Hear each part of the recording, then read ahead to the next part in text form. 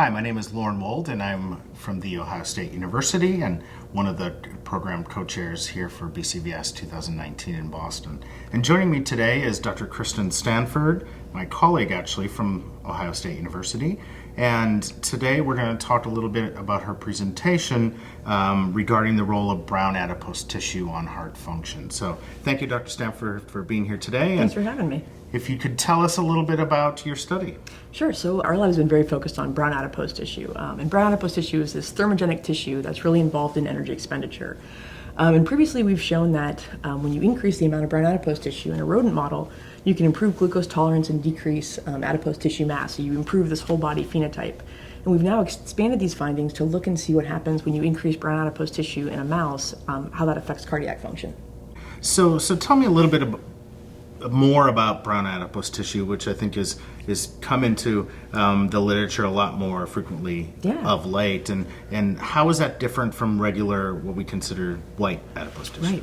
So brown adipose tissue was actually rediscovered in humans in 2009, and so it had been known that that infants had brown adipose tissue, but it was previously thought that they kind of dissipated as people age. And in 2009, it was essentially rediscovered in adult humans. And brown adipose tissue is different than white adipose tissue because our white adipose tissue is our belly fat. It's what we think of that kind of stores fat. It's what we're all kind of trying to get rid of most of the time.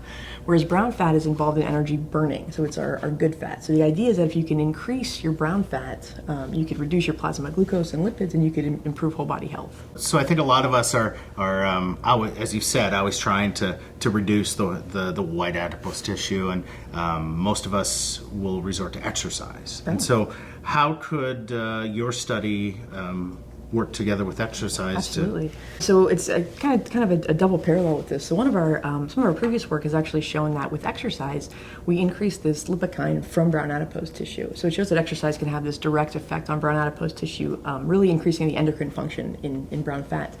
This lipid that's released is 12-13-dihome, and it has a direct effect to decrease circulating triglycerides, and so improve whole body health in that manner. We've shown that it's up in humans after exercise and in mice and coming from the brown fat. And so what we started looking at now is how both exercise and brown fat can kind of act in parallel to improve cardiovascular function. And what we're seeing is that both exercise and increasing brown fat can then increase this lipid, 12-13-dihome, in circulation. We've now identified a direct effect for 12-13-dihome to improve cardiac function. Have you looked at sex differences? Yeah, so this is a really important point. And what we see is that in both males and females, we see an increase in 12-13-dihome with exercise.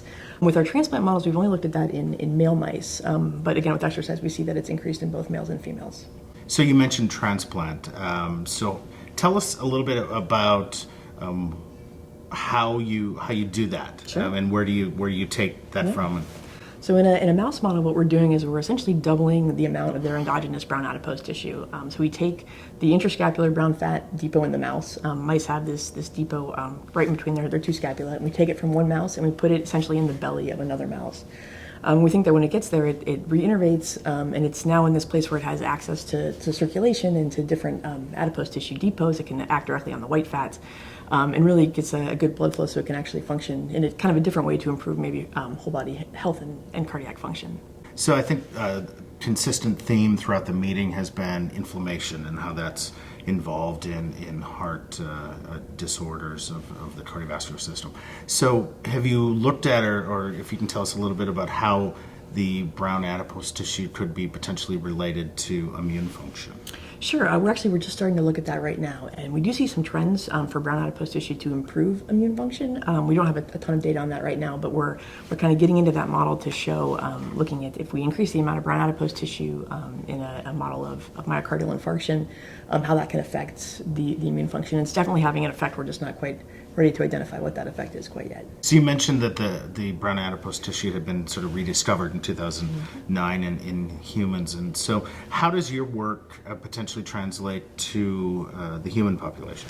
So, since it was rediscovered in humans, we know that this is an important tissue in humans, and one of the constant themes has been, because this is a good adipose tissue that's involved in energy burning, how can we increase it? And kind of defining what its function is. And we know that cold exposure increases brown adipose tissue activity, but not everybody wants to go sit in the cold every day to make that increase. or to make their brown fat more effective.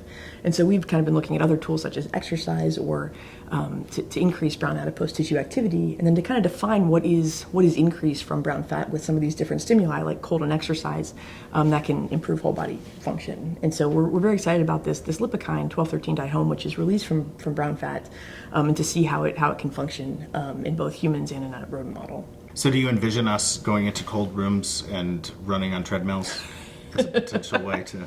So there's some ideas behind that, and the question is, does that essentially double the effect of brown fat? And I don't think we know that yet, but I think it's an interesting point. Great.